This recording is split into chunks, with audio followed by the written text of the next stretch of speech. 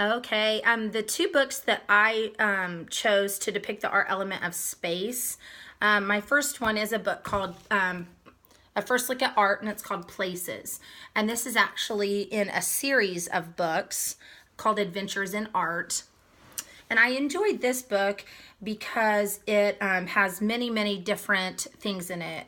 It has art tips, picture hunts, projects, famous works of art, but then it explains why the artist did what they did on each picture. So I thought this was a really good one. Open it up and kind of show you why I chose it for space.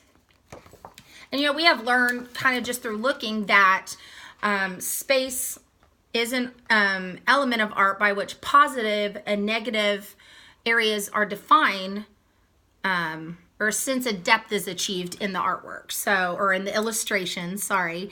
And that space is what can draw our attention to a specific object on a page.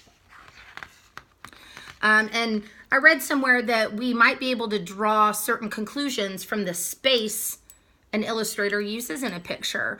Maybe lack of open space gives us an uneasy or confused feeling. Maybe wide open spaces might give that comfort or contentment feeling, a sense of peace. When I look at that, that's how I would depict that picture. It might give a lonely feeling too. And that's where the story that we read can definitely give us that feeling, the text using it with that illustration. So if an illustrator is wanting to give a far, far away feeling, or, you know, show distance, they might use space. Like this one, they're definitely drawing certain things smaller. Like these trees in this picture are drawn much smaller than these pictures because that shows distance. And this book kind of explains why the artist did what they did, choosing the view. When an artist paints places, they make lots of choices that help them to create the right atmosphere. One thing they need to pick is a viewpoint. In the picture on the left, we look down a long city street. And the artist, L.S. Lowry, has painted it from high up. That's their vantage point. We can kind of see, perhaps from the window of a building. So that kind of shows us and finding a focus. This one says that this particular painter that has done this one tends to focus on the road with people trudging along it. So this one has more of the calming effect. It's not bustling like this one. It's the calm greens and golds and just a really, really peaceful atmosphere. And this one especially. I really like this one. And this one, if you can see, it talks about open spaces over here. And I love that because it gives the reader, you're reading about this, this painting, and it's telling you maybe why the artist did it. It says, notice the horse and the rider. And it's very small. So I don't particularly look at this picture and notice it. I was reading along here and it told me to notice it.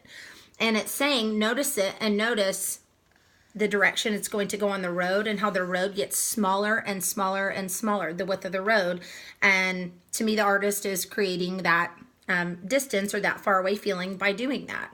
You see the trees getting smaller, so they're depicting that distance. And this whole book, that's what it's talking about in the book.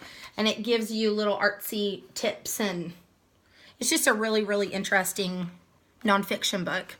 And the other book I chose for space is Rushmore, and it's by Lynn Curley. And I really like this book. It gives you, it's a nonfiction one, obviously, because we all know Mount Rushmore is real, and it's giving factual information. It's not a made-up story about Mount Rushmore, about this little boy that goes to visit it or something like that. This is a nonfiction book, and it gives factual information about where Mount Rushmore is located, when it was created, who built it, the dangers of the job, all of that good stuff. And the reason I chose this one for space is what greater space than Mount Rushmore? That's just an awesome spot. And And it talks about this sculpture of Robert E. Lee. And I liked it because your focus to me directly goes on him. But it's showing us all of that space by looking at this gentleman. So we're seeing a person, maybe an average height, maybe 6 foot or a little below. And then we can look at this and see how great that is. And all that space around it, we kind of focus in on that. So, you know, the illustrations in here are not all actual photographs. You know, we definitely see the artist wanting to create distance in the illustrations. It's kind of dark right there, isn't it? Probably trying to depict the size of Mount Rushmore. We see a lot of pictures of the blue sky behind the workers. There is a lot of text in here, but this one, we see the blue sky behind this worker. So we're seeing that the artist is depicting how high up in the air that the worker is. And we see that line right there and that positive and negative areas.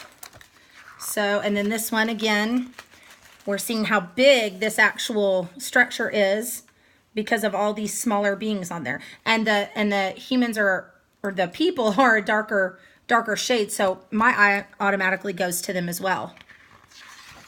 Shows how large that is. And then we see the lips of the structure and then this human. So we're seeing, kind of depicting how big it is.